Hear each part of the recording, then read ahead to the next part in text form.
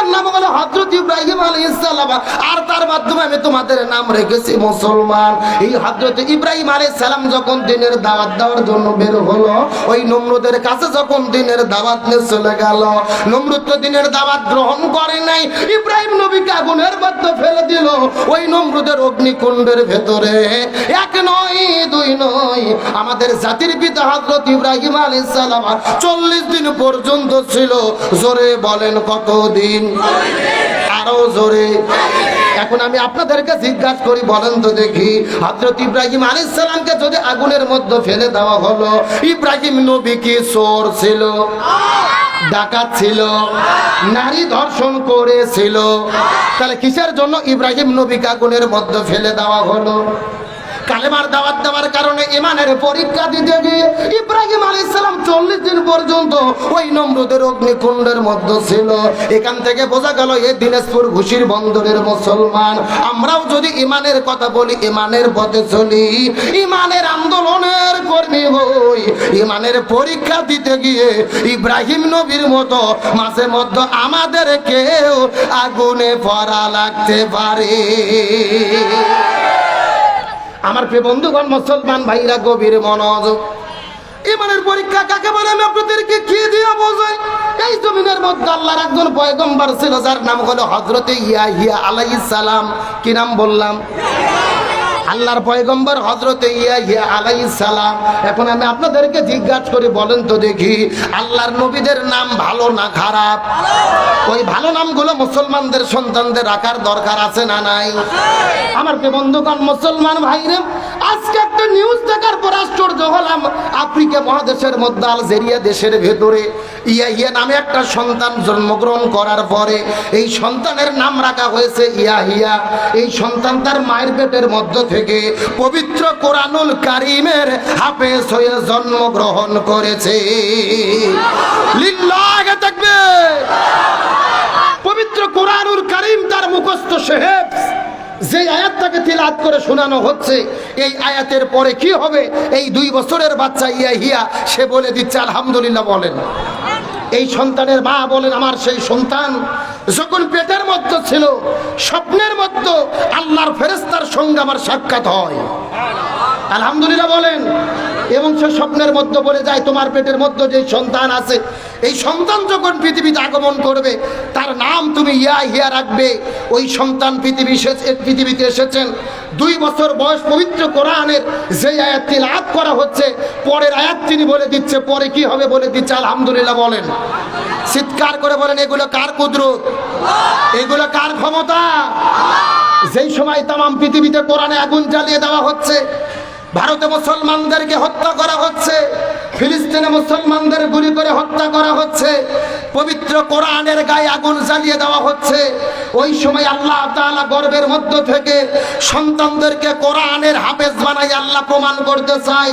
এই পৃথিবীর জালেম বাচ্চারা হাফেজদেরকে হত্যা করে কোরআনকে আগুন জ্বালিয়ে দিয়ে এই কোরআনকে পৃথিবী থেকে নিশ্চিহ্ন করতে পারবে না। কোরআন আমি আল্লাহ তাআলা নিজ কুদরতে হেফাজত করব। কথা বলেন ঠিক কিনা? সুতরাং বোঝা গেল, কোরআনকে পৃথিবী থেকে নিশ্চিহ্ন করে দেওয়া যাবে। এজন্য সন্তানকে যদি ভালো করতে চান, গর্ভের মধ্যে থেকেই যদি সন্তানকে খাঁটি বান্দার বানাতে চান, আগে মাও ভালো হওয়া লাগবে। জোরে বলেন, কে ভালো হওয়া লাগবে? মাও পেটের মধ্যে সন্তান নিয়ে যদি কোরআন তিলাওয়াত করে, ওই সন্তান কোরআন তিলাওয়াত শিখবে। আর মাও পেটের মধ্যে সন্তান নিয়ে যদি স্টার জলসা জি বাংলার নাটক দেখে, সন্তান পৃথিবীতে আসার পরে মাকে বলবে, মা তুমি হবা কেরন মালা আর আমি হব কটকটি। এ কথা কন না গে? তার মানে বোঝা গেল, সন্তান ভালো করতে চাইলেই ভালো হবে না, সন্তান ভালো করতে গেলে আগে মাকে ভালো হতে হবে। এই জন্য দুনিয়ার সমস্ত মাদেরকে বলবো, গর্ভের মধ্যে সন্তান নিয়ে নাটক সিনেমা দেখবেন না, বেশি বেশি কোরআন তিলাওয়াত করেন। তথাকথিত গল্পের কথা নয়, হযরত আব্দুল কাদের জিলানী রহমাতুল্লাহ আলাইহির জীবনীর মধ্যে পাওয়া যায়, তার মায়ের গর্ভ থেকে তিনি 18 পারা কোরআনের হাফেজ হয়েছিল। বলেন আল্লাহু আকবার। একটা কথা ভালো করে বুঝবেন, গর্বের মধ্য থেকে 18 পারা কোরআনের হাফেজ হলো, পুরো কোরআনের হাফেজ হলেই যে আল্লাহর ক্ষমতা বাড়লো, কোরআনের মর্যাদা বাড়লো, বিষয়টা এমন নয়। তবে বিষয় হলো আল্লাহ যদি চাই, আল্লাহ পারবে কি পারবে না? আল্লাহর কুদরত আছে না নাই? সুতরাং কোরআনের বিরুদ্ধে ষড়যন্ত্র করে কোনো লাভ হবে? তাহলে বলতেছিলাম আল্লাহর পয়গম্বর নাম কি ভুলে গেছেন নাকি আপনারা? হযরত ইয়াহইয়া আলাইহিস সালাম। আমার প্রিয় বন্ধুগণ, মুসলমান ভাইরা, গভীর মনোযোগ। ইমানের পরীক্ষা কাকে বলে আমি আপনাদেরকে কি দিয়ে বোঝাই, কথাগুলো লক্ষ্য করে ভালো করে বোঝার চেষ্টা করবেন। এই ইয়াহইয়া আলাইহিস সালামের জামানার মধ্যে একটা জালেম বাদশা ছিল। জোরে বলেন কি বাদশা? ওই জালেম বাদশা সুন্দরী সুন্দরী মেয়েদেরকে ধরার পরে ধর্ষণ করত। আল্লাহর পয়গম্বর হযরত ইয়াহইয়া আলাইহিস সালাম এই জালেমের জুলুমের আর ধর্ষণের বিরুদ্ধে কথা বলার কারণে এই জালেম তার সৈনিকদেরকে লিলিয়ে দিল ইয়াহইয়ার বিরুদ্ধে, তাকে জমিন থেকে বিদায় করে দেওয়ার জন্য। আল্লাহর পয়গম্বর হযরত ইয়াহইয়া আলাইহিস সালাম নামাজ পড়তে পড়তে মসজিদের ভেতরে নামাজের সিজদায় চলে গেছে। এমন সময় লক্ষ্য করে দেখা গেল রে, ওই জালেমের বাচ্চারা ওই নামাজের সিজদার ভেতরে ইয়াহইয়া আলাইহিস সালামের দেহ থেকে তার কাল্লাটাকে আলাদা করে ফেলেছে। তার শরীরের মধ্য থেকে রক্তগুলো বের হয়ে পড়ে মসজিদটা রক্ত ডুবে চলে যায়। আমার প্রিয় বন্ধুগণ, মুসলমান ভাইরা, গভীর মনোযোগ। আল্লাহর কি কৃপা, আল্লাহর পয়গম্বর হযরত ইয়াহইয়া আলাইহিস সালাম, এর বাবা ছিল হযরত জাকারিয়া আলাইহিস সালাম, তিনিও আল্লাহর পয়গম্বর। সুবহানাল্লাহ বলেন। হযরত জাকারিয়া আলাইহিস সালামের কাছে যখন খবর পৌঁছে গেল আমার নিরপরাধ সন্তানকে বিদায় করে দেওয়া হয়েছে, হযরত জাকারিয়া আলাইহিস সালাম দৌড়ে দৌড়ে মসজিদে চলে গেল। জালেমদেরকে ডাকতে বলে, জালেমের বাচ্চারা, আমার সন্তানকে কেন পৃথিবী থেকে বিদায় করে দিলে? ওই জালেমেরা ডাকতে বলে, এ জাকারিয়া রে, তোমার সন্তানটাকে তো বিদায় করেছে, এখন আমরা তোমাকেও বিদায় করে দিতে চাই। এই কথা বলার পরে জাকারিয়া নবীকে মারার জন্য পিছন দিক থেকে যখন তারা হামলা করলো, জাকারিয়া নবী দৌড়াই সামনে সামনে, এই জালেমেরা দৌড়াই পেছনে পেছনে। আল্লাহর পয়গম্বর জাকারিয়া দৌড়াইতে দৌড়াইতে বিশাল বড় একটা গাছের কাছে যখন চলে গেছে, ওই গাছটার তখন জবান খুলে গেল। ওই গাছটা ডাকতে বলে, আল্লাহর পয়গম্বর জাকারিয়া, আপনি যদি রাজি থাকেন, আপনার জন্য আমি গাছ দুই ভাগ হয়ে যেতে চাই। লিল্লাহি তাকবীর। কে কথা বলেছেন? গাছের কথা বললেন, কথাগুলো বোঝার চেষ্টা করবেন। গাছের কথা শোনার পর হযরত জাকারিয়া আলাইহিস সালাম ওই গাছের মধ্যে ঢোকার জন্য যখন প্রস্তুতি গ্রহণ করলেন, গাছটা যখন দুই ভাগ হয়ে গেল, হযরত জাকারিয়া আলাইহিস সালাম যখন গাছের মধ্যে ঢুকবে, এমন সময় পেছন দিক থেকে শয়তান চাদর ধরে মারছে টান। জাকারিয়া নবীর দেহটা পুরো শরীরটা গাছের মধ্যে ঢুকেছে। ওই চাদরটা যখন একটু বের হয়ে আসে, ওই জালেমেরা দৌড়াইতে দৌড়াইতে যখন গাছের কাছে চলে আসলো, শয়তান ডাকতে বলে, জালেমের বাচ্চারা, তোমরা কি আল্লাহর পয়গম্বর ইয়াহইয়াকে খুঁজতে নাকি? ওই জালেমেরা বলে, হ্যাঁ। এমন সময় শয়তান ডাকতে বলে, জালেমেরা রে, তোমরা যদি আল্লাহর পয়গম্বর জাকারিয়াকে মারতে চাও, তাকে তো খোঁজাখুঁজি করার কোনো দরকার নাই। আল্লাহর পয়গম্বর জাকারিয়া গাছের মধ্যে ঢুকেছে, একটা কড়া টানার পরে ওই গাছটা দুই ভাগ করে ফেলো রে, তাহলে দেখতে পারবে ওই গাছটা দুই ভাগ হয়ে গেলে আল্লাহর পয়গম্বর জাকারিয়া পৃথিবী থেকে বিদায় নিয়ে চলে যাবে।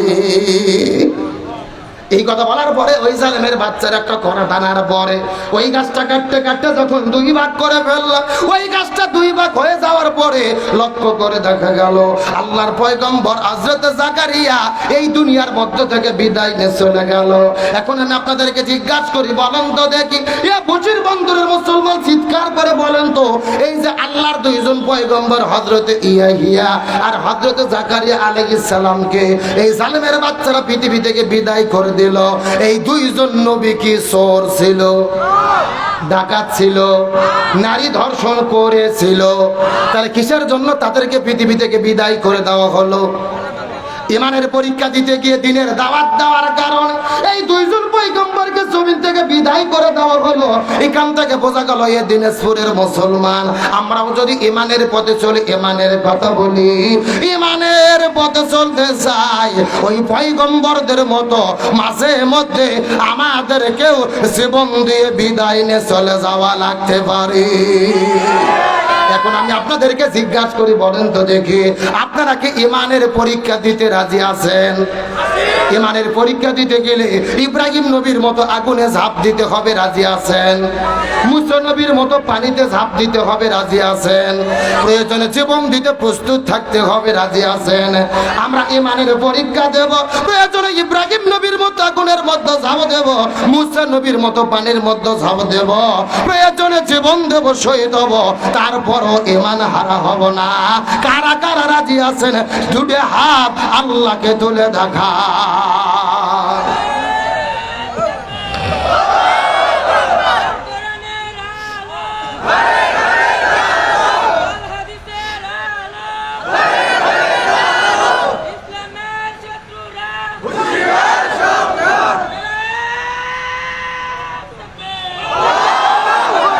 আলহামদুলিল্লাহ বলেন। আপনাদের কি কষ্ট হচ্ছে? মন খারাপ করতেছেন? তাহলে চিৎকার করে বলেন, কোরআনের পথে চললে বিপদ আছে না নাই? কিন্তু বর্তমানে বাংলাদেশে সবাই কি বিপদে আছে? কথা বলেন, সবাই বিপদে আছে। এই বাংলাদেশে ভণ্ড পীর আছে না নাই? কথা কয় না। আরে ভাই, আমি হক্কানি পীরের বিরুদ্ধে বক্তব্য দেই না, কিন্তু যেই পীর ভণ্ড তার বিরুদ্ধে কথা বলতেই হবে। বর্তমানে বাংলাদেশে 48,000 পীর, জোরে বলেন কয় হাজার? আর 48,000 পীরের ভেতরে অধিকাংশ পীর হলো ভণ্ড পীর। আর যেই রকম পীর ওই রকম জিকির আছে না নাই? আমি কি দুই একটা বলবো? আল্লাহর ওলি খাজা বাবা, বিশ্বের ওলি খাজা বাবা, ফরিদপুরের কেবলা জাগান, তোমার জন্য কান্দে বাবা, লক্ষ জাকির। এ কথা কন, কথা কন। দুই কান্দর দুই ফেরেশতা আছে না নাই? দুই ফেরেশতা কলম বার করে শুধু দাঁত দিয়ে কামড়াচ্ছে। আল্লাহ বলতেছে, কে ফেরেশতা তোমরা কলম দাঁত দিয়ে কামড়াও কেন? ফেরেশতারা বলতেছে, আল্লাহ আমরা তো বুঝতে পারিনি, লিখবো কি? এ কথা কন না কে? কে রে, কোরআন হাদিসে কি হো হা কথা কোটি কোনো জেকের আছে? এইরকম ভণ্ড বাংলাদেশের মধ্যে আছে না নাই? এ দিনাজপুরে মুসলমান গভীর মনোযোগ বোঝার চেষ্টা করবেন। এই যে বাংলাদেশের মধ্যে একটা জেলা আছে, যে জেলার নাম হলো কুষ্টিয়া জেলা। জোরে বলেন, নাম কি? ওই কুষ্টিয়া জেলার মধ্যে একটা বাবা আছে, যেই বাবার নাম হলো বাবা লালন শাহ। এই লালন শাহ দরবারে গত 4 বছর আগে আমি পরিভ্রমণ করার জন্য গেছি। ওই বাবার দরবারে যাওয়ার পরে লক্ষ্য করে দেখি একটা পাগলের মতো লোক বসে আছে, যার মাথার মধ্যে হলো জট, পরনে পরে আছে চট, আর শরীরে পাঠার মতো গন্ধ, কাজতে যাওয়া যায় না। আস্তে করে যাওয়ার পরে লক্ষ্য করে দেখি কিছু মহিলা মানুষ যাওয়ার পরে ওই বাবার গাও ধরে টিপাটিপি করতেছে। এখন আমি আপনাদেরকে জিজ্ঞাসা করে বলেন তো দেখি, মেয়ে মানুষ যদি ছেলে মানুষের গায়ে হাত দেয়, লক্ষণ ভালো না খারাপ? এখন বলে তো, মেয়ে মানুষ যদি ছেলে মানুষের গায়ে হাত দেয়, ওই ছেলে মানুষ কি ঠিক থাকতে পারবে? সব জায়গা যদি ঠিক থাকে, অন্তত একটা জায়গা ঠিক থাকবে না, যদি সে হিজড়া না হয়। যুবকেরা কথা বলো। আমি ডাকতে বললাম, মেয়ে পাগল মহিলার তোমাদের কি হলো? পাগলের গাও ধরে কেন টিপাটিপি করতেছো জানতে চাই। আমাকে ডাকতে বলে, হুজুর এটা পাগল নয়, এটা হলো আল্লাহর ওলি। কিসের ওলি? এখন বলেন তো দেখি, পরীক্ষা করে দেখার দরকার আছে না নাই? আমি কিছুক্ষণ পরে লক্ষ্য করে দেখলাম এই কথিত আল্লাহর ওলিটা প্রসব করার জন্য গেল, আমিও তার পেছনে পেছনে গেলাম। যাওয়ার পরে লক্ষ্য করে দেখি বাবা পেশাব করেছে, কিন্তু পেশাব করার পরে পানি ব্যবহার করে। আমি আস্তে করে যাওয়ার পরে ডাকতে বললাম, বাবা আপনি পেশাব করলেন, পানি কেন ব্যবহার করলেন না? আমাকে ডাকতে বলে, হুজুর আপনি শরীয়তের হুজুর, মারে ফত বুঝবেন না। আমি বলে, শরীয়তের হুজুর মারে পথ বুঝবো না। আমি ডাকতে বললাম, হুজুর আপনি বুঝে দিলেই তো বুঝতে পারবো, আপনি বুঝে দিলেই তো বুঝতে পারবো, দয়া করে বলেন তো দেখি কেন পানি ব্যবহার করলেন না? আমাকে ডাকতে বলে, হুজুর আপনি কি জানেন এই পানি কোন পানি? আমি বললাম, এই পানি কোন পানি? বলে, নবীর নাতি ইমাম হোসাইন ওই কারবালার প্রান্তরে পানি পানি বলে চিৎকার করে বিদায় নিয়ে চলে গেল। একটা ফোঁটা পানি নবীর নাতিকে দেওয়া হলো না। যেই পানি ব্যাগেরে নবীর নাতি ইমাম হোসাইন ওই কারবালার প্রান্তরে শহীদ হয়ে চলে গেল রে, আমি ওই পানি আমার এই জায়গায় ঠেকাবো না। ফতুয়া কি বুঝতে পারছেন? আমি তখন ডাকতে বললাম, হে কথিত আল্লাহর ওলি, নবীর নাতি ইমাম হোসেন কারবালার পান্তরে পানি না খাওয়ার কারণে, পানি না পাওয়ার কারণে আপনি যদি সামনের জায়গায় পানি না ঠেকান, আমার কথা হলো আপনি পায়খানা করার পরে পেছনেও পানি ঠেকাতে পারবেন না। এ কথা বলেন। এরা করে জাতে মাতাল, কিন্তু তালে ঠিক। জাতে মাতাল এইরকম ভণ্ড বাংলার জমিন আছে না নাই? আর আবার মাঝে মধ্যে গান গায়, কি রমান কাতিবিন রুজগার সরের দিন, মওলার কাছে যদি করে অভিযোগ, আমি বলবো দুনিয়ায় ছিলাম ন্যাংটা বাবার লোক। কি বাবা, একেবারে বাস্তব বলতেছি, বাস্তব। গত 4 বছর আগে আমি মাহফিলে গিয়েছি কুমিল্লা জেলার চাঁদপুর জেলার মতলব থানা। ওখানে যাওয়ার পরে কিছু লোক বাপজান আমার কাছে বলতেছে, হুজুর আমাদের এখানে ন্যাংটা বাবা আছে, হুজুর দেখতে যাবেন? আমি বললাম দেখা তো যায় না, জোর করে নিয়ে গেছে। যাই দেখি বাবার অবস্থা একেবারে পাও থেকে শুরু করে মাথা পর্যন্ত সফান সফা। কথা কি বোঝা যায়? একেবারে অফিস আদালত স্টেশন সব বার করা। আমি তখন দেখে বলতেছি নাউজুবিল্লাহ, সাথে সাথে একটা মুরিদ বলতেছে নাউজুবিল্লাহ বলবেন না হুজুর, বাবার ভেতরে মাল আছে হুজুর। কি আছে? আমি বললাম কে রে ভাই, মাল যাচ্ছে, মাল তো দেখাই যাচ্ছে, ও মাল তো সবার মধ্যে আছে। এ কথা কর না কে? আমার তো মনে বলে সমস্ত বাটপারদেরকে জুতো আর ঝাঁটা পিটা করে বিদায় করা দরকার। কিন্তু মনের মধ্যে বড় কষ্ট, এইরকম ভণ্ডামি যারা বাংলাদেশে করতেছে এদের কোনো বিপদ বাংলাদেশের মধ্যে নাই। কিন্তু কোরআনের কথা যারাই বলেছে, হাদিসের কথা যারাই বলেছে, 50 বছর কোরআনের তাফসীর করে 13 বছর খাঁচাই বন্দি থেকে বিদায় নিয়েছে। তার মানে বোঝা গেল ভণ্ডামি করলে কোনো বিপদ হয় না, হক কথা বললে বিপদ। এ মুসলমানের আলোচনা কি চলবে? কারা কারা চলবে হাত তোলেন তো দেখে। লিল্লাহে তাকবীর। আজকের মাহফিল চলছে চলবে, দিনাজপুরের মাহফিল, ভুশিবন্দরের মাহফিল কতক্ষণ চলবে? সারা রাত। কেটে কি হুজুর মারা ওয়াজ নাকি? সারা রাত আপনারা থাকেন, আমিও থাকবো না, আমার চাচা বজরুল রশিদও থাকবে না। তবে আলোচনা যেহেতু শুরু হয়েছে, ঘন্টা 2-3 টাইম দেওয়া যাবে ইনশাল্লাহ। আলোচনা চলছে। আবার প্রিয় বন্ধুগণ, মুসলমান ভাইরা গভীর মনোযোগ। এই বাংলাদেশে ভণ্ডদের উৎপাত কাকে বলে ভালো করে লক্ষ্য করবেন। এই বাংলাদেশের একজন অন্যতম ইসলামিক স্কলার, বাংলাদেশের সম্পদ, যার নাম হলেন শায়েখ আহমদুল্লাহ হাফিজাহুল্লাহ। আরো ধরে বলেন। সাম্প্রতিক তার একটা ফতোয়াকে কেন্দ্র করে, তার একটা আলোচনাকে কেন্দ্র করে বাংলাদেশে তুমুল আলোচনা সমালোচনা চলছে। শায়েখকে জিজ্ঞেস করা হয়েছিল একটা প্রশ্ন, সেই প্রশ্নের উত্তর দিতে গিয়ে তিনি বলেছে 40 বছর বয়সে রাসূলের নবুয়ত প্রকাশ পেয়েছে, 40 বছরের আগে তিনি নবী ছিলেন না। এই আলোচনাকে কেন্দ্র করে পুরো বাংলাদেশের মধ্যে তোলপাড়। বিশেষ করে বাংলাদেশের একজন আলোচক মুফতি গিয়াসউদ্দিন আত-তাহিরি শায়েখ আহমদুল্লাহ হুজুরের বিরোধিতা করতে গিয়ে এক মাহফিলে গিয়ে বলেছে, শায়েখ আহমদুল্লাহ হুজুরের 2 গালে জুতো মারো তালে তালে। জোরে বলেন নাউজুবিল্লাহ। আমি একটা কথা সুস্পষ্ট করে বলতে চাই, আলোচক বোন যখন আলোচনা করেন, আলোচনার মধ্যে কম বাড়া হতে পারে, ভুল ভ্রান্তি হতে পারে, কিন্তু শায়েখ আহমদুল্লাহ হুজুরকে গিয়াসউদ্দিন তাহিরির মাহফিল থেকে জুতো মারার স্লোগান তোলা হয়েছে। আমরা তাহিরিকে বলতে চাই, এর জন্য যদি তুমি ক্ষমা না চাও, এই জুতো তোমার গালেই পড়তে পারে। তার কারণ কি লক্ষ্য করে ভালো করে বুঝবেন। তার আলোচনার মধ্যে বলতে গিয়ে শায়েখ আহমদুল্লাহ হুজুরকে কাফের বলে ফতোয়া দিয়েছে, কুফুরির ফতোয়া দিয়েছে, তাকে বলেছে কাজ্জাব, তাকে বলেছে দাজ্জাল, তাকে বলেছে রাসূলের দুশমন। খুব ভালো করে বুঝবেন, শায়েখ আহমদুল্লাহ হুজুর নবী নয়, রাসূল নয়, ফেরেশতা নয়।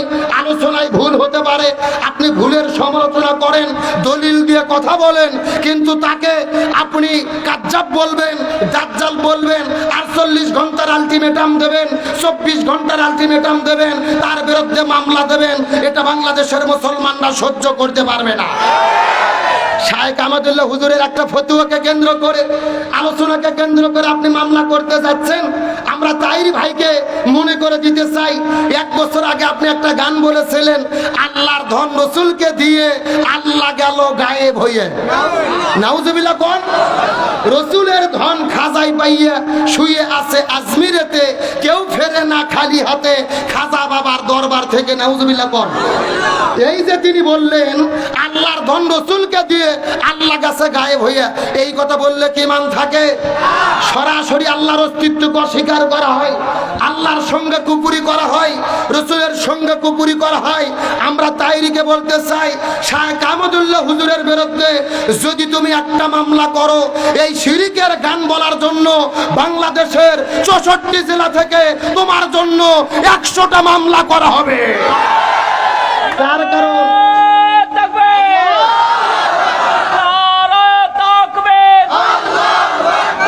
ইসলামের দুশ্মনেরা হুঁশিয়ার সাবধান।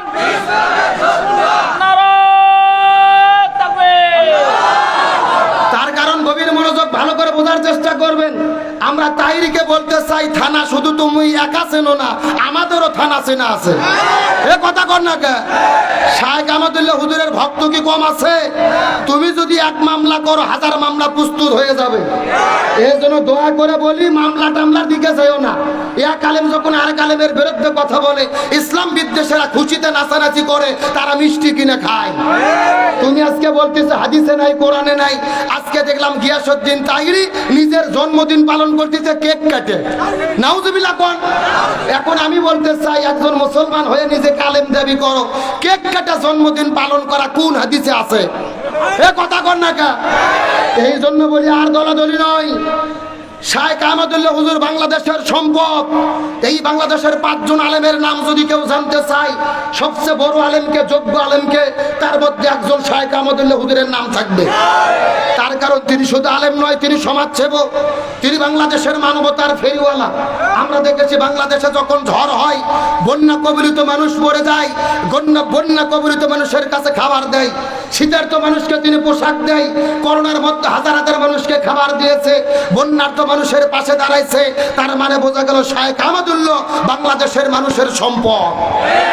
সুতরাং একটা কথা সুস্পষ্ট করে বলবো, তাইরি ভাইয়ের সঙ্গে আজকেও আমার কথা হয়েছে, মাহফিল আসার সময়ও তার সঙ্গে কথা বলেছি, ভিডিও ফোনে তাকে আমি বারবার মেসেজ দিয়েছি, যা করেছো করেছো, তুমি ঠান্ডা হয়ে যাও, আর অতি বাড়াবাড়ি করো না। বাড়া ভালো, কিন্তু বেশি বাড়া। আমরা সুস্পষ্ট করে বলতে চাই, রসুল 40 বছর বয়সের আগে নবী ছিলেন না, এই কথা শায়েখ আহমদুল্লাহ হুজুর বলেছে। এই কথার বিরুদ্ধে তিনি ভুল ধরেছে। ভুল তুমি ধরতে পারো, দলিল দিয়ে কথা বলতে পারো। তার কারণ আমাদের সুস্পষ্টভাবে বুঝতে হবে, রসুলের জীবনের নবুয়ত প্রকাশ পাইছে 40 বছর বয়সে, কথা সত্য, কিন্তু রসুলের নবুয়ত কখন থেকে শুরু? এক সাহাবী জিজ্ঞেস করে বলতেছি, ইয়া রাসূলুল্লাহ, তিরমিজি শরীফের হাদিস 3609 নম্বর হাদিস। এক সাহাবী জিজ্ঞেস করলেন, ইয়া রাসূলুল্লাহ, আপনি কখন থেকে নবী? রসুল বলেন, কুনতু নবিয়ান ওয়া আদামা বাইনার রূহ ওয়াল জাসাদ।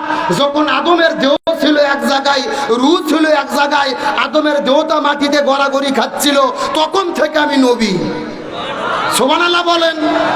তার মানে বোঝা গেল আমার নবী নবী হিসেবে নির্ধারিত হয়েছে আদম নবীর সৃষ্টির আগে, কিন্তু নবী হিসেবে প্রকাশ পাইছে 40 বছর বয়সে। নবুয়ত নির্ধারণ হওয়া আর প্রকাশিত হওয়া এক জিনিস নয়। কথা বলে না কেন? ব্যাখ্যাটা ভালো করে বুঝতে হবে। সুতরাং তাইরিকে বলতে চাই, যা করেছো থেমে যাও, আর লাপালাপি করো না। আর আমি মনে করি একটা কথা নিরপেক্ষভাবে, বাংলাদেশে চলমান যে বিতর্ক চলতেছে, শায়েখ আহমদুল্লাহ হুজুর তাইরির সঙ্গে বসার দরকার নাই, ওর সঙ্গে ডিবেট করার দরকার নাই। 5 সেকেন্ডের বক্তব্যে এই সমস্যার সমাধান হতে পারে। শায়েখ যদি শুধু নিজে নিজে লাইভে এসে বলে 40 বছর বয়সে নবুয়ত নবী পেয়েছে, প্রকাশ পেয়েছে, আমি এটাই বুঝেছি, এটা বলেই তো সমাধান হয়ে যায়, এটা বললে ভালো হবে, আর বিভ্রান্ত হবে না। অনেকে বলতেছে না, তাইরির কথার জবাব দেওয়া যাবে না, কুকুরের কাম কুকুর করেছে, কামড় দিয়েছে পাই, তাই বলে কুকুরের পাই কি মানুষের কামড়ানো শোভা পায়? এটা সকলের দাবি, কিন্তু আমি বলবো না। একটা কথা বলার কারণে কুকুরের যদি কামড়ানো বন্ধ হয়, হইচই বন্ধ হয়, তাহলে কথাটা বলা দরকার। কথা কর না কে? আমরা আর দলাদলি চাই না। আমরা সকল আলেম যদি একদল হতে না পারি, এই বাংলাদেশে মুসলমানদের আরো 12টা বাজবে। কিন্তু আমাদের জন্য দুর্ভাগ্য, বাংলাদেশের আলেমরা আমরা একদল হতে পারিনি। আজকে দেখলাম গত 3 দিন আগে আদালতে, এই যে আমার প্রিয় ভাই হারুনুর রশিদ আছেন, সবসময় মুফতি আমির হামজা ভাইয়ের সঙ্গে থাকেন, কুষ্টিয়া ভার্সিটিতে তিনি পড়াশোনা করে। আদালতে একই চেয়ারে বসে আছে মুফতি আমির হামজা, মুফতি আলী হাসান ওসামা, তারপরে মুফতি মাহমুদুল হাসান গুনবি, একই চেয়ারে অসহায় হয়ে বসে আছে। আমি বলতে চাই, আদালতের বারান্দায় যাইয়ে যদি আমরা এক হতে পারি, আমরা ময়দানে কেন এক হতে পারলাম না? আমরা যদি ময়দানে এক হতে পারতাম, আমাদেরকে আদালতের বারান্দায় যাওয়া লাগতো না, আমাদেরকে কারাগারে বন্দী হওয়া লাগতো না। আজকে বাংলাদেশে এক হুজুর যখন আর এক হুজুর হুজুরের বিরুদ্ধে ফতোয়া দেওয়া শুরু করেছি, তখনই আমাদেরকে এই জন্য বুঝি না, আমাদের পরিচয় মুসলমান আর আমাদের সংবিধান হলো আল কোরআন। ওই মুসলমান পরিচয় মেনে, সংবিধানকে কোরআন মেনে এই জমিনের ভেতরে জীবন পরিচালনা করতে কারা রাজি আছেন? দুটি হাত আল্লাহকে ধরে রাখা।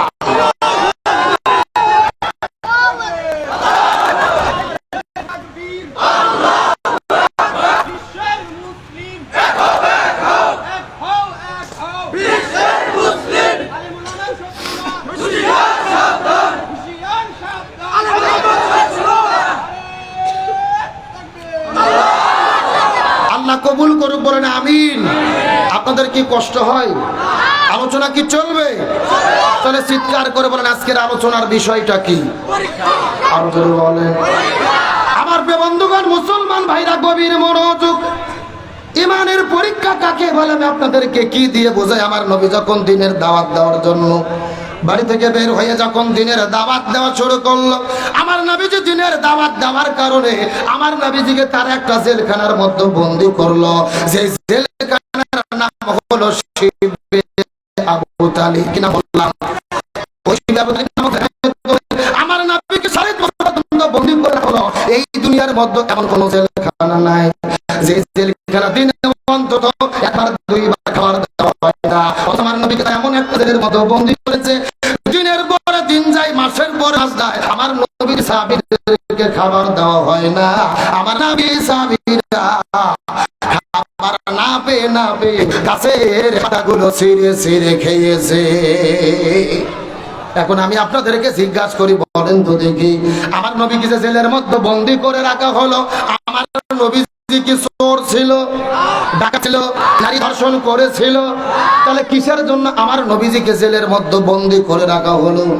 কালেমার দাওয়াত দেওয়ার কারণে, ইমানের কথা বলার কারণে।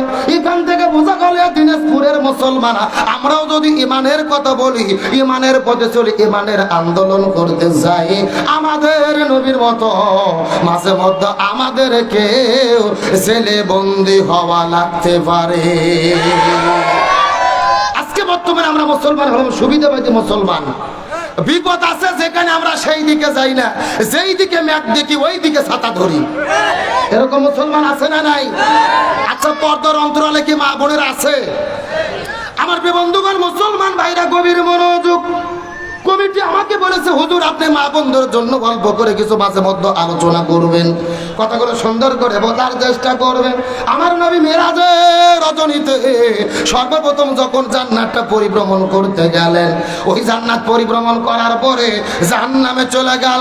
ওই জাহান্নামের পরে যাওয়ার পরে লক্ষ্য করে দেখে মহিলাদের আগুন দিয়ে দাউ দাউ করে জ্বালানো হচ্ছে।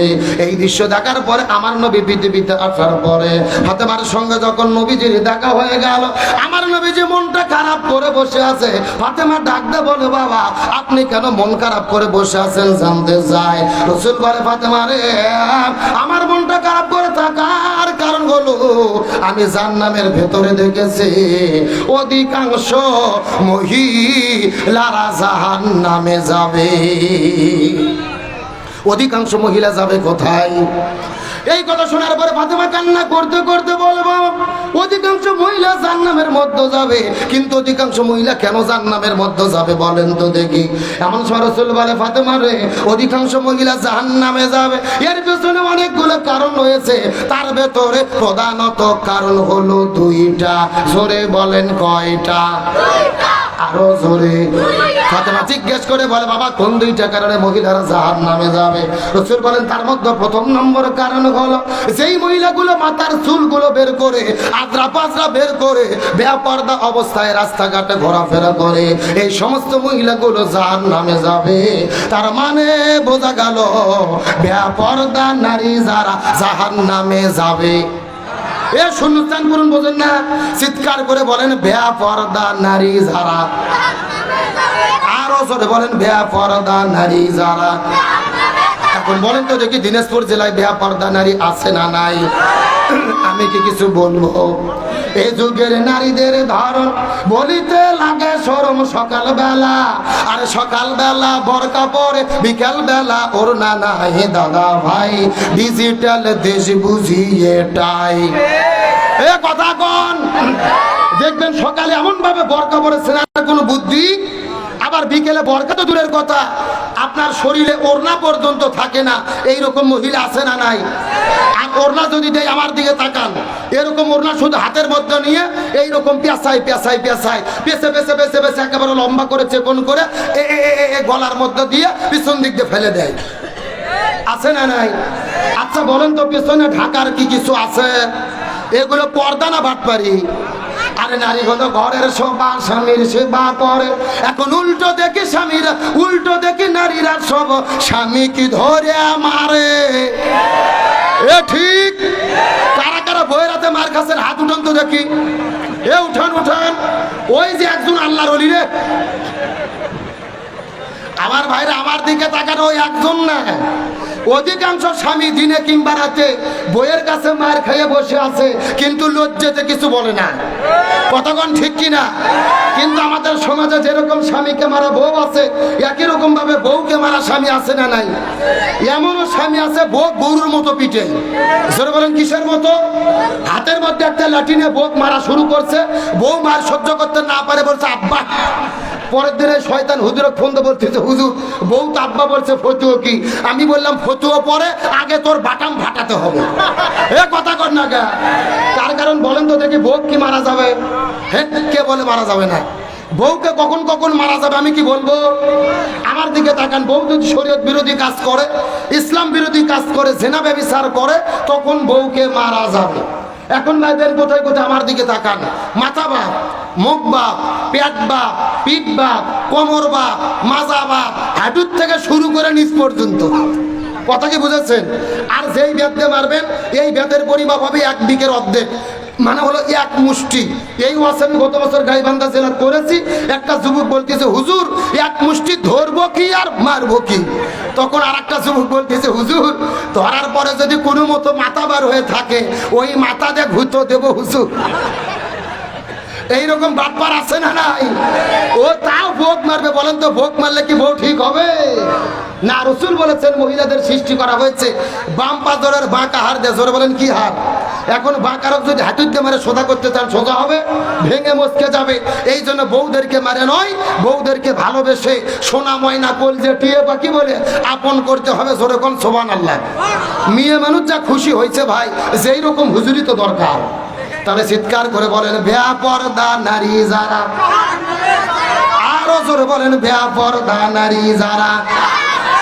এই কথা শোনার পরে ফাতেমা ডাকতে বলে, বাবা আপনি তো বলেন 2 প্রকার মহিলারা জাহান্নামের মধ্যে যাবে। প্রথম নম্বর প্রকার হলো বেপরদা নারীরা জাহান্নামের মধ্যে যাবে। 2 নম্বর কারা জাহান্নামের মধ্যে যাবে বলেন তো দেখি। এমন সময় রাসূল বলে, ফাতেমারে মনোযোগ দিয়ে শুনে নাও, যেই মহিলাগুলো স্বামীর খেদমত করে না, স্বামীর কথা মতো চলে না, স্বামীর আনুগত্য করে না, ওই সমস্ত মহিলাগুলো জাহান্নামে যাবে। তার মানে বোঝা গেল স্বামীর অবাধ্য স্ত্রী যারা জাহান্নামে যাবে। এই কথা শোনার পরে ফাতেমা ডাকতে বলে, বাবা এই জন্য আজকে থেকে আমি শপথ গ্রহণ করলাম, আমি পর্দার বিধানটা মেনে চলবো, আর স্বামীর খেদমতটা ভালোভাবে করব। এই কথা বলার পরে রসুল ডাকতে বলে, ফাতেমা রে, তুমি যদি 5 ওয়াক্ত নামাজ জামাতে পড়ো, রমজান মাসের রোজা রাখো, পর্দার বিধান মেনে চলো, আর স্বামীর খেদমত করো, আমি তোমার জন্য সুসংবাদ দিতে চাই। আল্লাহ তাআলা বলেছে, তুমি ফাতেমা হবে জান্নাতি নারীদের সর্দারনী। এই কথা শোনার পরে ফাতেমা মুস্কি মুস্কি হাসা শুরু করলো। রসুল ডাকতে বলে, ফাতেমা তুমি কেন মুস্কি মুস্কি হাসতেছো? এমন সময় রসুল ডাকতে বলে, ফাতেমা রে, তুমি তো জান্নাতের মধ্যে যাবে, কথাটা সত্য, কিন্তু সর্বপ্রথম জান্নাতে কে যাবে তুমি কি জানো? ফাতেমা ডাকতে বলে, যেহেতু আমি জান্নাতি নারীদের সর্দারনী, আমি সর্বপ্রথম জান্নাতের মধ্যে যাব। রসুল বলেন, আরে ফাতেমা না, তুমি জান্নাতি নারীদের সর্দারনী হবে, কিন্তু তুমি সর্বপ্রথম জান্নাতে যেতে পারবে না। সর্বপ্রথম যিনি জান্নাতের মধ্যে যাবে তার পরিচয় হলো একটা কাঠুরিয়ার বিবি, যার নাম হলো উম্মে জামিলা। নাম হলো জামিলা। জোরে বলেন, নাম কি? আরো জোরে। এই কথা বলার পরে ফাতেমার মনটা খারাপ হয়ে গেল। রসুলকে ডাকতে বলেন, বাবা, আমার আগে জামিলা কেন জান্নাতে যাবে? আপনি একটু দোয়া করে বলেন তো দেখি। এমন সময় রসুল ডাকতে বলে, ফাতেমা রে, তোমার আগে জামিলা কেন প্রথম জান্নাতে যাবে? এটা যদি জানতে চাও আমাকে প্রশ্ন করার দরকার নাই। উমুক জঙ্গলের মধ্যে চলে যাও, উমুক জঙ্গলের ভেতরে উমুক পাহাড়ের পাদদেশে উম্মে জামিলার বাড়ি। উম্মে জামিলার বাড়িতে যেয়ে তদন্ত করে দেখো উম্মে জামিলা কেন সর্বপ্রথম জান্নাতে যাবে। এই কথা বলার পরে পরের দিনে সকালবেলা ফাতেমা বাড়ির মধ্য থেকে বের হওয়ার পরে আস্তে করে যাইতে যাইতে জামিলার ঘরের দরজায় যাওয়ার পরে বাইরে থেকে ডাকতে বলে, বোন আমার জামিলা, ঘরের দরজা খোলো। ভেতর থেকে জামিলা ডাকতে বলে, কে ডাকে? ফাতেমা ডাকতে বলে, আমি নবীর মেয়ে ফাতেমা। এই কথা শোনার সঙ্গে সঙ্গে ওই ঘরের মধ্য থেকে জামিলা অজর নয়নে কান্না করা শুরু করেছে। ফাতেমা ডাকতে বলে, বোন আমার জামিলা, তুমি কেন কান্না কর? জামিলা ডাকতে বলে, বোন আমার ফাতেমা রে, আমার কান্না করার কারণ হলো আমি নবীর মেয়ে ফাতেমাকে একটা বার সরাসরি দেখতে চাই। কাকে সরাসরি দেখতে চাই? ফাতেমাকে। ফাতেমা এখন কোথায় দাঁড়িয়ে আছে? তার ঘরের দরজায়। ফাতেমা ডাকতে বলে, বোন আমার জামিল, আমাকে যদি সরাসরি একটা নজর দেখতে চাও, তোমার তো কান্নাকাটি করার কোনো দরকার নেই, ঘরের দরজা খুললেই তো তুমি আমাকে দেখতে পারবা। জামিলা ডাকতে বলে, বোন আমার ফাতেমা, মনে কষ্ট নেবেন না, ঘরের দরজা খুললেই আপনাকে দেখতে পারবো, কিন্তু আপনাকে দেখা করার মতো কোনো সুযোগ নাই। আমার স্বামী জঙ্গলে জঙ্গলে কাঠ কাটে, সকালবেলা বাড়ি থেকে বেরো হওয়ার পরে সন্ধ্যা পর্যন্ত কাঠ কাটার পরে সন্ধ্যায় বাজারে বিক্রি করার পরে টাকা জোগাইয়া বাজার করে আমার স্বামী বাড়িতে সন্ধ্যায় বেরে তারপরে ঘরের দরজা খুলি। ও নবীর মেয়ে ফাতেমা, মনে কষ্ট নেবেন না, আপনি যদি আমার সঙ্গে দেখা করতে চান আজকের মতো ফেরত চলে যান, আগামীকালকে আবার একটু কষ্ট করে আমার বাড়িতে আসবেন। আমার স্বামী যখন বাড়ির মধ্যে ফিরবে আপনার সঙ্গে দেখা করার অনুমতি নেব। অনুমতি নেওয়ার পরে আপনার সঙ্গে দেখা করব। তার কারণ হলো আমি স্বামীর অনুমতি ব্যতীত কারু সঙ্গে দেখা করি না। লিল্লাহ থাকবে। স্বামীর অনুমতি ব্যতীত কারোর সঙ্গে দেখা করি। এখন চিৎকার করে বলেন, আমাদের বৌদিরা দেখা করে কি করে না? এ কথা কর না কে? আজকে মনের মধ্যে বড় কষ্ট লাগে। কাদেরকে দোষ দেবেন? এই বাংলাদেশের কিছু হুজুর বের হয়েছে, প্রেম বিশেষজ্ঞ হুজুর। কি বিশেষজ্ঞ? প্রেম বিশেষজ্ঞ, লিপস্টিক হুজুর। তারা হলো আজারির কপি। ঘরের মধ্যে বসে থেকে বক্তব্য দিচ্ছে। গতকালকে দেখলাম একজন বক্তব্য দিচ্ছে যে তোমার গার্লফ্রেন্ড যদি এসএসসি এক্সামে ফেল করে কোনো টেনশন নেই, তুমি তোমার গার্লফ্রেন্ডকে বলে দাও যে তুমি তোমার ড্যাডিকে বলো স্টেট কার্ড যে ড্যাডি আমি ফেল করেছি, আর বসে থাকতে পারবো না, আমার বয়ফ্রেন্ডের সঙ্গে আমাকে বিয়ে দিয়ে দাও। জোরে কোন সুবহানাল্লাহ। আপনারা বলতেছেন নাউজুবিল্লাহ। ও ঘরের মধ্যে নিজেই বলতেছে, সামনে কিন্তু কোনো লোক নাই, নিজে নিজেই ক্যামেরা সেট করে নিজে নিজেই বক্তব্য দিচ্ছে। বলেন সুবহানাল্লাহ। আমার তো মনে বলে একে কাছে পাইলে একেবারে থাপড়ায় কান ছেড়ে সোজা করে দেওয়া দরকার। এ যুবকেরা কথা বলো। আজকে তার বক্তব্য শুনে জাতি অবাক। এ থাকে কোথায়? কোনো মাহফিলেও যায় না, বক্তাও নয়, ঘরের মধ্যে বসে বসে বক্তব্য দেয়। সে গত কয়েক মাস আগে বক্তব্য দিয়েছিল, আমি আমার গার্লফ্রেন্ডকে কয়েকটা ইসলামিক বই গিফট করেছি, আমার গার্লফ্রেন্ড বইগুলো পড়ার পরে আমাকে ব্লক করে দিয়েছে। সুবহানাল্লাহ। মানে এক লাঠি যে পিটেন দরকার। কেরে বয়ফ্রেন্ড গার্লফ্রেন্ড ইসলামিক জায়েজ আছে?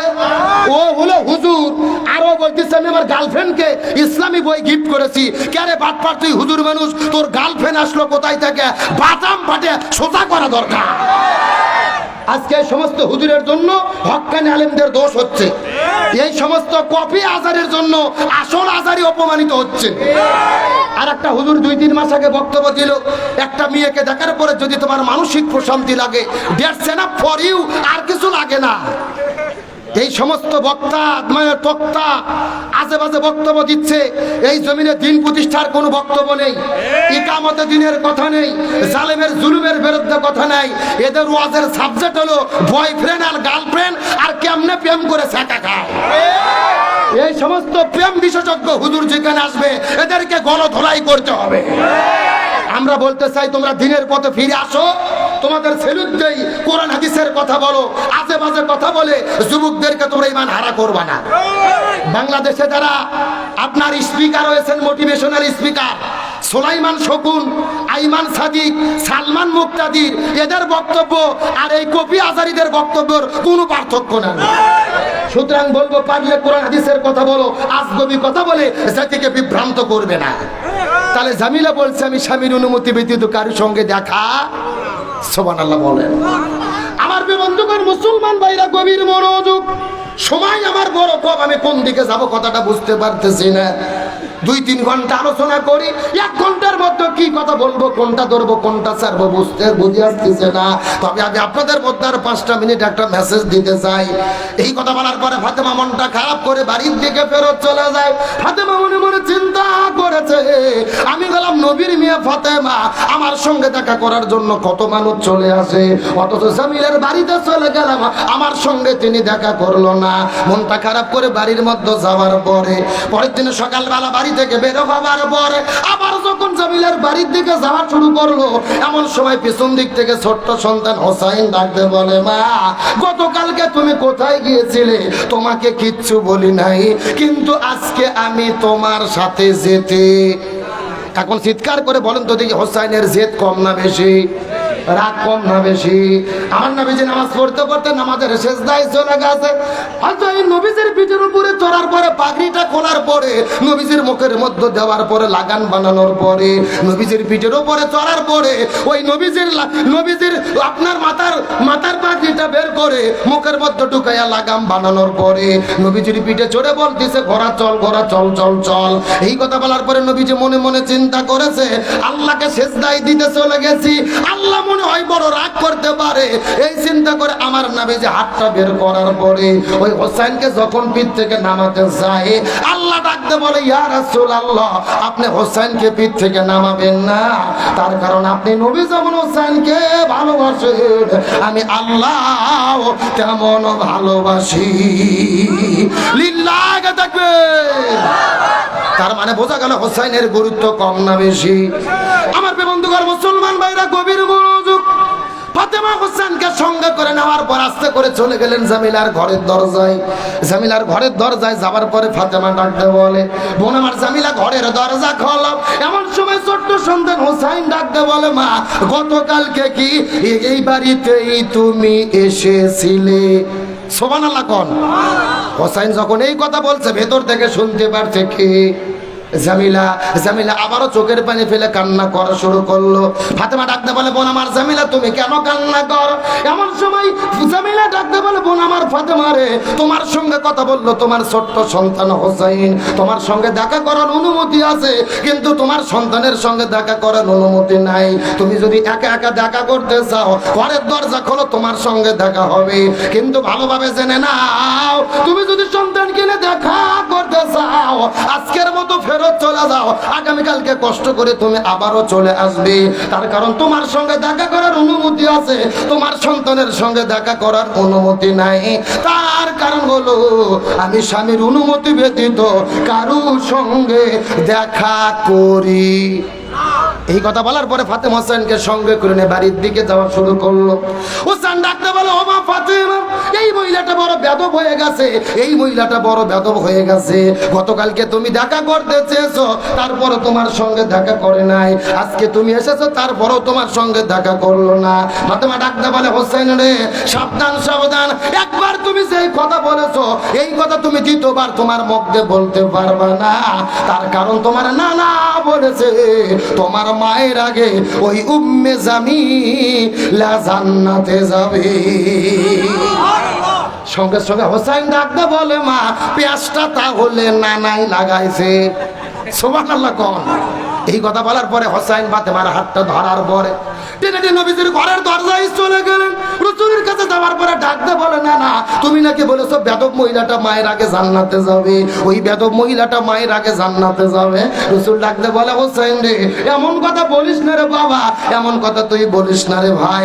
এই কথা বলার পরে হোসেন ডাকতে বলে, না না, তুমি কেন বলেছো তোমার মায়ের আগে ওই উম্মে জামিলাটা জান্নাতে যাবে, কেন বলেছো?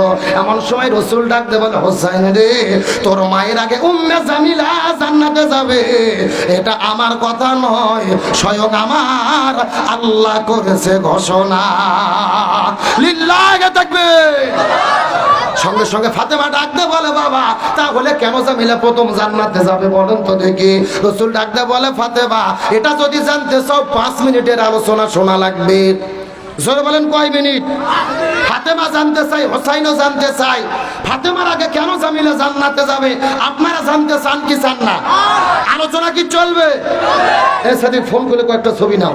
সত্যি সত্যি কি আলোচনা চলবে? কারা কারা চলবে না হাত তোলেন। যাক, আপনাদের ঘুম ধরতে বোঝা গেল। এ সত্য সত্য কারা কারা চলবে হাত তোলেন তো দেখি। উঠান, হাত উঠান দেখি। হাতগুলো একটু নাড়াচাড়া করেন তো, ঘুম সেরে নাড়াচাড়া করেন। আলহামদুলিল্লাহ। কোন হাতগুলো একটু মুষ্টি করেন, মুষ্টি একটু মুষ্টি করেন যে, হ্যাঁ একটু গলা কাকার দেন থেকে। লিল্লাহি তাকবীর। আল কোরআনের আলো, আল হাদিসের আলো, দুনিয়ার মুসলিম, ইসলামের শত্রুরা, কোরআন আছে যেখানে, হাদিস আছে যেখানে। লিল্লাহি তাকবীর। এই ছেলে মঞ্চ থেকে ছবি নাও, ফোন নিয়ে আসো। আপনাদেরকে রাগ করতেছেন? আলোচনা কি চলবে? আমি শুনেছি আপনাদের এই মাহফিলটা 15 দিন 20 দিন আগে হওয়ার কথা ছিল। মুফতি আমির হামজা ভাই আসার কথা ছিল, কথা কি ঠিক? উনি আসে নাই, মাহফিল হয় নাই। কেন হয় নাই আপনারাই ভালো জানেন, আমি সেই প্রসঙ্গে যাব না। কিন্তু আজকে মাহফিল হচ্ছে, আপনারা খুশি না বেজার? আপনাদের আজকের মাহফিলে যিনি সম্মানিত সভাপতি, প্রধান অতিথি, বরেণ্য অতিথি যারা রয়েছেন, তারা সবাই মাদ্রাসার সম্মানিত হুজুরকে, আমার হাফেজ শাহিদুল আলম ভাইকে বলেছেন, তুমি মাহফিল করো, আমরা সহযোগিতা করবো। আলহামদুলিল্লাহ বলেন। তাহলে আজকের মাহফিল হওয়াতে খুশি না বেজার? কারা কারা বেজার হাত তোলেন। আলহামদুলিল্লাহ। এই মাহফিল প্রতি বছর হোক, আপনারা চান কি চান না? এই মাহফিলের পক্ষে কারা কারা আছেন একটাবার হাত তোলেন তো দেখি। আর একটাবার কষ্ট হাত তোলেন, চিৎকার করে বলেন, ইয়া রাব্বাল আলামিন। আজকের মাহফিলকে আপনি কবুল করে নেন। এই মাহফিলে ওসিলা করে আমাদের সবাইকে মাফ করে দেন।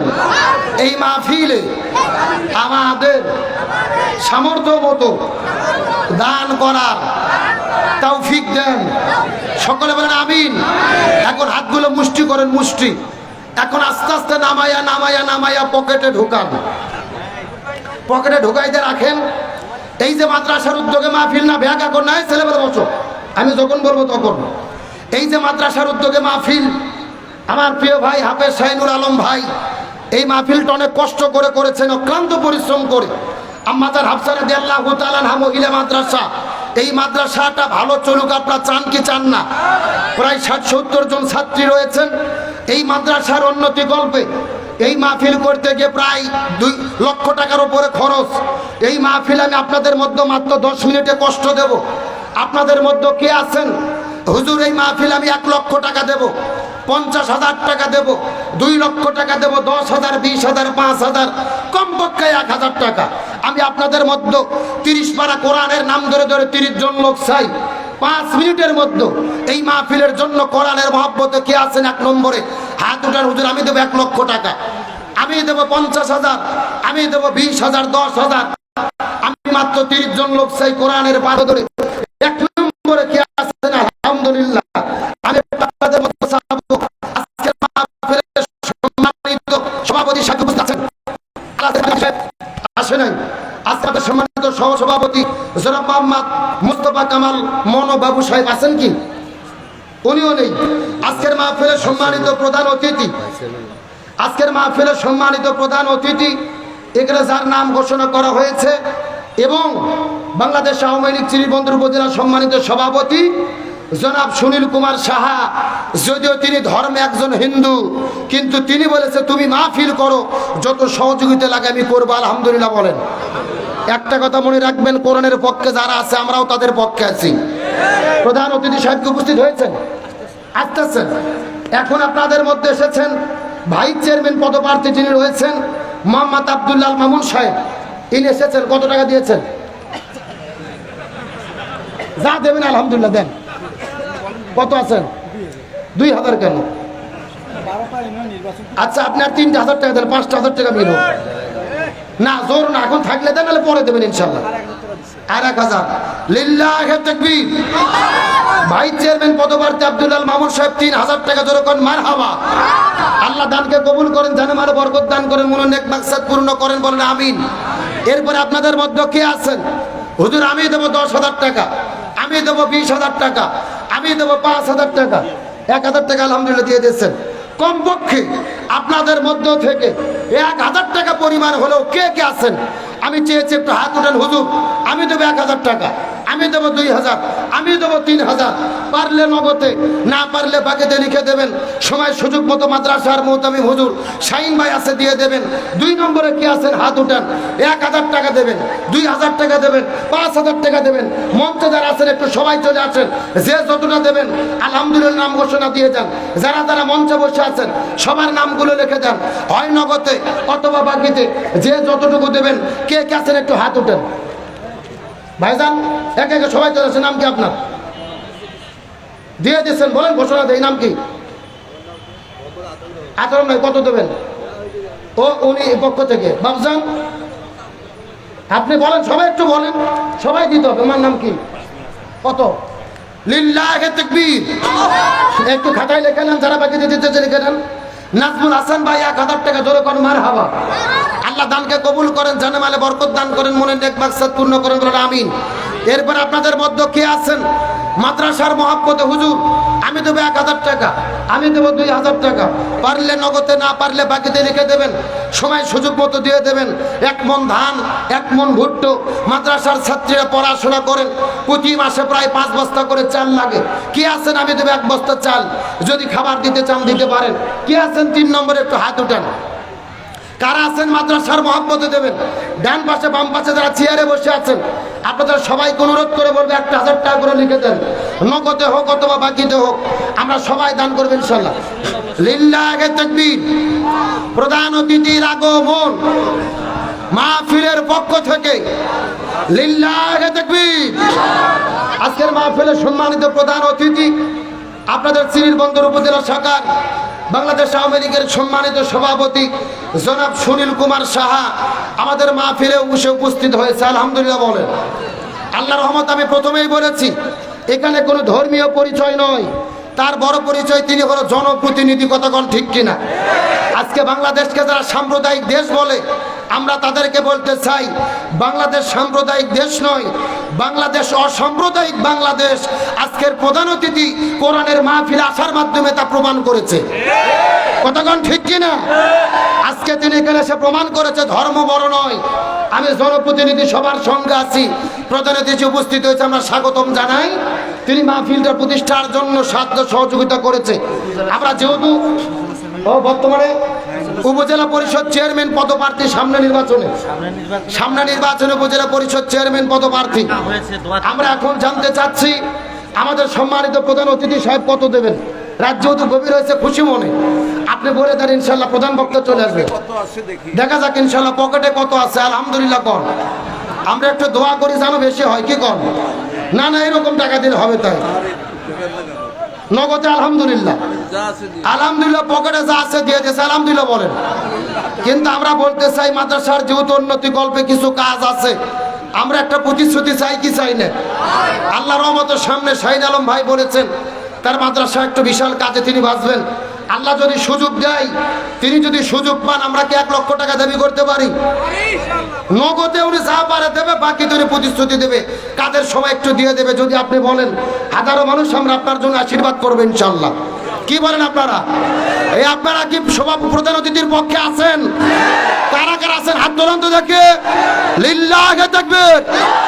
এই হাত উঠে থাকেন, প্রধান অতিথি ঘোষণা না দেওয়া পর্যন্ত হাত নামাবো না। 1 লক্ষ টাকা ইনশাল্লাহ আপনি দেবেন। বক্তব্য দেবো পরে পরে, কালেকশনটা করে নেই। বলবেন, আপনি সবাই বলেন নি। নির্বাচনের তফসিল ঘোষণার পরে কোনো ওয়াদা অঙ্গীকার করতে নেই। জি। নির্বাচন আচরণবিধির বিরুদ্ধে। আচ্ছা ঠিক আছে, হাত উঠান, হাত নামান। উনি যেটা বুঝাতে চাইছে, নির্বাচনের আইন নীতি আছে। এত হাজার হাজার লোকের মধ্যে উনি যদি ঘোষণা দেয়, সবাই তো ওনার পক্ষে না, 2-4 জন বিপক্ষে লোক ওইখানে আছে। আবার জায়গা মতো বললে সমস্যা হবে। তবে উনি বলেছে আমি মুখে বলবো না, চেষ্টা করবো ইনশাল্লাহ। লিল্লাহে তাকবীর। উনি যথাসাধ্য দেবে, কত দেবে মুখে ঘোষণার দরকার নেই, তবে আশা করি উনি ভালোই দেবে ইনশাল্লাহ বলেন। আর এখানেও নগদে যা আছে 4-5 হাজার টাকার মতো হবে।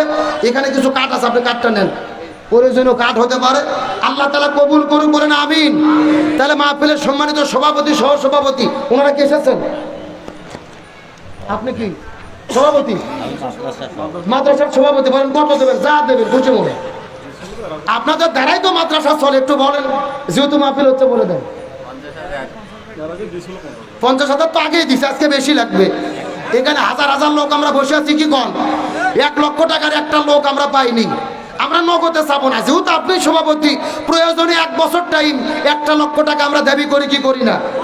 এ কারা কারা আছেন হাত তোলেন তো দেখি, লিল্লাহে তাকবীর। ভাই আপনি একটু রাজি হন, আমরা মন খুলে দোয়া করবো ইনশাল্লাহ। প্রধান বক্তা আসছে।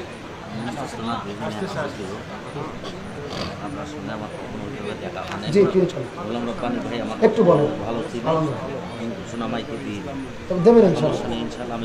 লিল্লাহে তাকবীর। উনি বলছে ঘোষণা করার দরকার নেই, আপনি যেটা দাবি করেছেন আমি যথাসাধ্য চেষ্টা করবো। আলহামদুলিল্লাহ বলেন। আল্লাহ তাআলা কবুল করুন, বলেন আমিন। এই পোস্টারে আর যাদের যাদের নাম আছেন, সহসভাপতি, বিশেষ অতিথি, বরেণ্য অতিথি, পোস্টার কই গেল?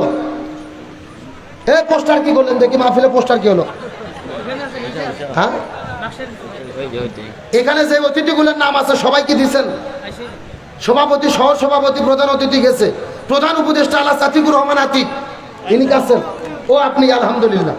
আজকের প্রোগ্রামের সম্মানিত প্রধান মেহমান জনাব মোহাম্মদ শফিউল আজম চৌধুরী লায়ন সাহেব আসেন নাই।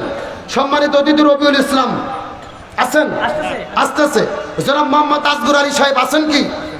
প্রধান পৃষ্ঠপোষক মোহাম্মদ রফিকুল ইসলাম ভাই, জনাব মোহাম্মদ মহসেন আলী, প্রধান উদ্বোধক জনাব মোহাম্মদ সেকেন্দার আলী শাহ নেই।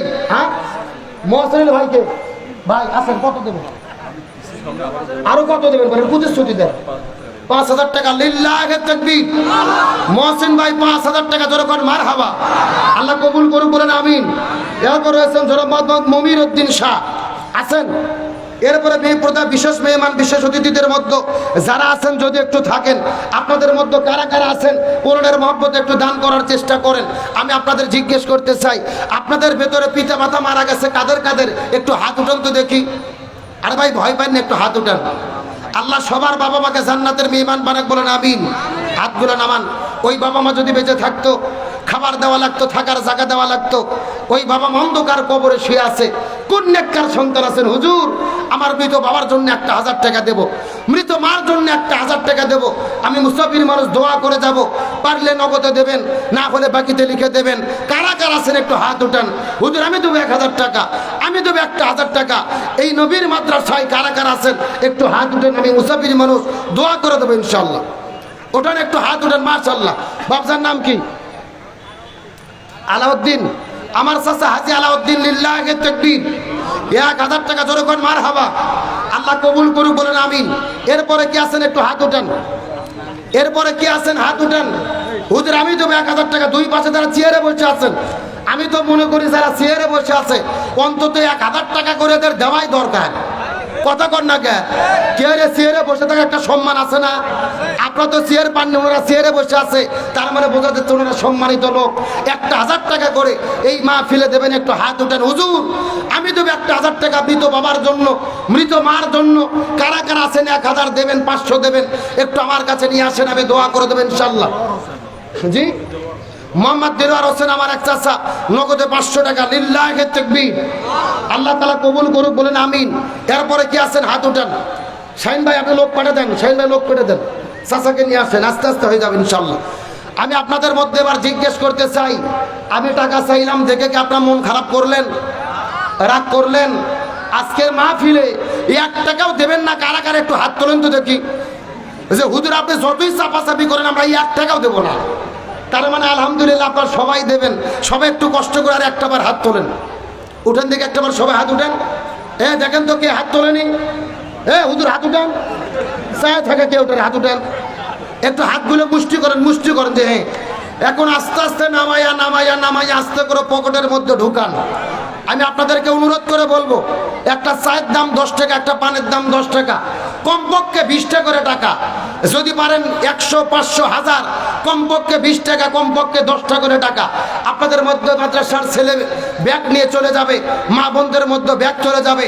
এই মাহফিলে প্রায় 1 লক্ষ টাকার উপরে খরচ। আপনারা যদি টাকা দেন তাহলে এরা লসে পড়বে না।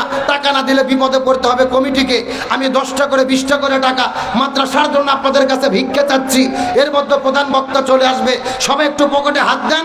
মাদ্রাসার ছেলেবেলা আপনাদের মধ্যে যাচ্ছে, যার পকেটে যা আছে দিয়ে দেন। প্রয়োজনে বেরি সিগারেট থাকলে তাও দেন, কোনো সমস্যা নেই, আমরা বিক্রি করে নেবো ইনশাল্লাহ। তবে দয়া করে কেউ ফেরত দেবেন না। কমপক্ষে 10 টাকা, 20 টাকা, 50, 100। আমি মাদ্রাসার ছাত্রদেরকে বলবো, সবাই কেউ না দিলে তার কাছে থেকে যাবা না, সকলের কাছে চলে যাও। চতুর্দিকে ছুটিয়ে পড়ো। মা বোনদের মধ্যে যাবে যারা দায়িত্ব রয়েছেন, মহিলাদেরকে বলবো, আমার মায়েরা বোনেরা দয়া করে আপনারা হাজার হাজার মা বোনেরা এসেছেন কোরআনের মহাব্বতে, মাদ্রাসার মহাব্বতে, রসুলের মহাব্বতে আপনারা দান করবেন। কমপক্ষে 10 টাকা করে টাকা আমি আপনাদের কাছে ভিক্ষা চাই। এই মাদ্রাসার জন্য কেউ মারুম করবেন না, কেউ মিস করবেন না। আজকের মাহফিলের প্রধান বক্তা মুফতি বদরুল রশিদ মিয়া, যিনি অসুস্থ, এদিকে আসে না, অনেক কষ্ট করে তাকে আনা হয়েছে। মন খুলে প্রাণ খুলে আলোচনা করবেন ইনশাল্লাহ। আর যেন কষ্ট দিতে না হয়, টানা আলোচনা যেন করতে পারে, অনুরোধ করে আপনাদেরকে বলবো একটু দেন। ব্যাগ আপনাদের মধ্যে যাচ্ছে, মাদ্রাসার ছেলেপেলেদের বলবো কেউ যেন বাদ না পড়ে, ধীরে সুস্থে সবাই ধীরে ধীরে যাও, এক সাইড থেকে যাও। সবার পকেটে হাত দেন, যার পকেটে যা আছে সবাই যাও, সবার কাছে যাও। ছোট ছেলেপেলেদেরকে বলবো তোমরাও দাও। চাচাদেরকে অনুরোধ করে বলবো সবাই দেন, কেউ মিস করবেন না। কমপক্ষে 10 টাকা, 20 টাকা, 50, 100 কোরআনের মহব্বতে সবাই দান করেন ইনশাল্লাহ। প্রায় 1.5 লক্ষ টাকার মতো মাহফিল করতে গিয়ে খরচ। একবার আমির হামজাকে দাওয়াত দিয়ে মাহফিল হয়নি, সেখানে একটা তারা লস খেয়েছে। আবার নতুন করে আয়োজন করেছে আপনাদের জন্য, কোরআন শোনানোর জন্য। আমরা যাত্রার প্যান্ডেলে টাকা দেই, আজকের এই মাহফিলের টাকাটা নাজাতের ওসিলা হতে পারে। আজকে মুসাফির মানুষদেরকে নিয়ে আমার চাচা বদলুর রশিদ চাচা দোয়া করবে ইনশাল্লাহ, হাজারো মানুষের দোয়া কবুল হবে। কেউ মিস করবেন না। কমপক্ষে 10 টাকা, 20 টাকা, 50, 100, 500, বেশি পারলে ভালো হয়। সবাই একটু দান করেন, কেউ মিস করবেন না। সবাই দান করেন আর জিকির করেন লা ইলাহা জোরে লা ইলাহা সুবহানাল্লাহ ওয়ালহামদুলিল্লাহ লা ইলাহা জোরে লা ইলাহা লা ইলাহা ইল্লাল্লাহু মুহাম্মাদুর রাসূলুল্লাহ। সকলে বলেন সাল্লাল্লাহু লিল্লাহি তাকবীর, লিল্লাহি তাকবীর। প্রধান বক্তার আগমন, মাহফিলের পক্ষ থেকে, দিনাজপুরবাসীর পক্ষ থেকে লিল্লাহি তাকবীর। প্রধান বক্তার আগমন, মুফতি বদরুল রশিদ মিয়া চাচার আগমন, মাহফিলের পক্ষ থেকে, এলাকাবাসীর পক্ষ থেকে, দিনাজপুরবাসীর পক্ষ থেকে লিল্লাহে তাকবীর। প্রধান বক্তার আগমন মাহফিলের পক্ষ থেকে লিল্লাহে তাকবীর। আলহামদুলিল্লাহ, আজকের মাহফিলের সম্মানিত মধ্যমণি, প্রধান মুফাসসির, প্রধান বক্তা, বাংলাদেশের মাটি ও মানুষের প্রাণের বক্তা, আমার প্রিয় চাচা মুফতি বদরুল রশিদ মিয়া চাচা এসে উপস্থিত হয়েছেন। আপনারা খুশি না বেজার? আরো জোরে বলেন, খুশি না বেজার? তিনি অত্যন্ত অসুস্থ, এত দূরে দূরে তিনি প্রোগ্রাম করেন না। বগুড়া, নাটোর এবং নওগাঁ আশেপাশের জেলাগুলোতে প্রোগ্রাম করেন, এত দূরে আসেন না। কিন্তু এই মাদ্রাসার মুতামিম আমার প্রিয় ভাই হাফেজ শাহিনুর রহমান ভাইয়ের রিকোয়েস্টে তিনি এত দূরে অসুস্থ মানুষ এসেছেন, আপনাদের এলাকায় প্রথম এসেছেন। আপনারা খুশি না বেজার? আমরা দোয়া করি আল্লাহ তাআলা কোরআনের এই পাখিকে আরো দীর্ঘদিন যেন কোরআনের ময়দানে কোরআনের খেদমত করার তৌফিক দান করেন, বলেন আমিন। আপনারা যেই রকম ভাবে আনন্দিত, তার চাইতে আজকে বেশি আনন্দিত আমি। তার কারণ হলেন আমার এই প্রিয় মানুষটি, প্রিয় চাচা নিজে হাতে নিজে চেষ্টা করে পরিশ্রম করে আমাকে কাছে রেখে ভালোবাসা দিয়ে পরামর্শ দিয়ে এই আলোচনার জগতে এনেছিলেন, এই বক্তা জগতে এনেছিলেন। আপনারা হয়তো আমাকে আব্দুল সালাম যুক্তিবাদী হিসেবে চেনেন, কিন্তু আগে চিনতেন না। আমি ঢাকা বিশ্ববিদ্যালয়ে যখন পড়াশোনা করি, তামিরুল মিল্লাত কামিল মাদ্রাসায় কামিলপুরি ঢাকাতে মাস্টার্সে পড়ি, বক্তা হওয়ার আমার কোনো স্বপ্ন ছিল না। কিন্তু চাচা আমাকে নিজের কাছে নিয়ে বাড়িতে রেখে ভালোবাসা দিয়ে, খাবার দিয়ে, পড়া দিয়ে, পরামর্শ দিয়ে এই আলোচনার জগতে নিয়ে এসেছেন। আজকে আমি আমার প্রিয় প্রাণপ্রিয় ওস্তাদ মুরব্বী চাচার জন্য দোয়া করি, আল্লাহ তাআলা যেন তার নেক হায়াত দারাজ করে, বলেন আমিন। আজকে আমার বাবা মার পরে আমি তাকে মুরব্বী হিসেবে বাবার মতোই শ্রদ্ধা করি, তিনিও আমাকে নিজের সন্তানের মতো ভালোবাসেন, স্নেহ করেন। আমরা দোয়া করি আল্লাহ তাআলা কোরআনের এক পাখি আল্লামা সাইদি বিদায় নিয়ে চলে গেছে, শত শত পাখি কোরআনের ময়দানে কোরআনের আলো ছড়িয়ে বেড়াচ্ছে। আমরা দোয়া করি কোরআনের পাখির অসমাপ্ত কোরআনের বাণীগুলো এই সমস্ত পাখিগুলো যেন ছড়াতে পারে, বলেন আমিন। আজকে বাংলাদেশের যত বক্তা রয়েছেন, অধিকাংশ বক্তা যারা বৃদ্ধ হয়ে যায়, বয়স্ক বুড়ো হয়ে যায়, তাদের মাহফিল কমে যায়, দাওয়াত কমে যায়। কিন্তু মুফতি বদরুল রশিদ চাচার এত পরিমাণ চাহিদা, বৃদ্ধ যত হচ্ছে তার চাহিদা তত বাড়তেছে। আলহামদুলিল্লাহ বলেন। প্রতিদিন 2টা-3টা প্রোগ্রাম, তারপরে সময় দিতে পারে না। অসুস্থ মানুষ, আমরা দোয়া করি আল্লাহ তাআলা যেন তাকে সুস্থতার সাথে আরো দীর্ঘদিন কোরআনের কথা বলতে পারে, বলেন আমিন। আজকে আমি শর্টকাটে অল্প সময় প্রধান মেহমান হয়ে 1.5-2 ঘন্টা আলোচনা করি, আজকে টাইম পাইছি 1 ঘন্টা। কি বলবো আর কি রাখবো, ভাঙ্গা চূড়া যতটুকু বলেছি আলোচনা করতেছিলাম। আলোচনার সাবজেক্ট কি? ইমানের পরীক্ষা। আর সূরা কোরআনুল কারীমের মধ্যে এসেছে কোরআনের পরীক্ষা দিতে গেলে ইমানের পক্ষে থাকলে বিপদ আসবে 3টা। কয়টা? 1 নম্বর লিউসবিতুকা, ইমানের পরীক্ষা দিতে গেলে জেলে বন্দী করা হবে। 2 নম্বর ইয়াকতুলুকা, হত্যা করা হবে। 3 নম্বর ইকরিজুকা, দেশ থেকে বের করে দেওয়া হবে। আজকেও বাংলাদেশে লক্ষ্য করে দেখেন, যারা কোরআনের পথে আছে, ইমানের পথে আছে, তারাও বিপদের মধ্যে আছে। আজকে আমরা ইমানের পরীক্ষা দেব, প্রয়োজনে খাঁচাই বন্দী হব, ঘর বাড়ি ছাড়বো, জেলে বন্দী হব, জীবন দেব, শহীদ হব, তারপরও কোরআন ছাড়া হব না। কারা কারা যাচ্ছেন দুটো হাত একটাবার আল্লাহকে তুলে দেখান। লিল্লাহি তাকবীর। আল্লাহ তাআলা আমাদের সকলকে কবুল করুক। আমি মা বোনদের জন্য একটু ছোট্ট আলোচনা ধরেছিলাম যে ফাতেমার আগে জামিলা কেন জান্নাতে যাবে।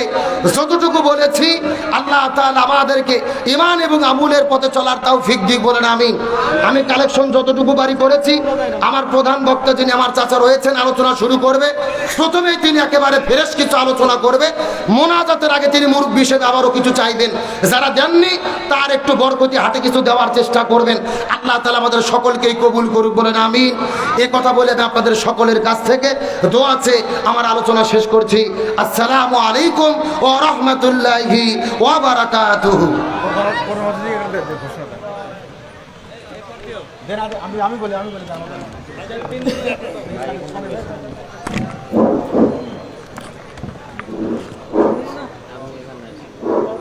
সম্মানিত উপস্থিত মুসলিমবৃন্দ, এবার আপনাদের সামনে বক্তব্য রাখবেন আমাদের চেয়ারম্যান আবু, আমাদের এলাকার কৃতি সন্তান, বাংলাদেশ আওয়ামী লীগের উপজেলা চেয়ারম্যানের পদপ্রার্থী, ভারপ্রাপ্ত সভাপতি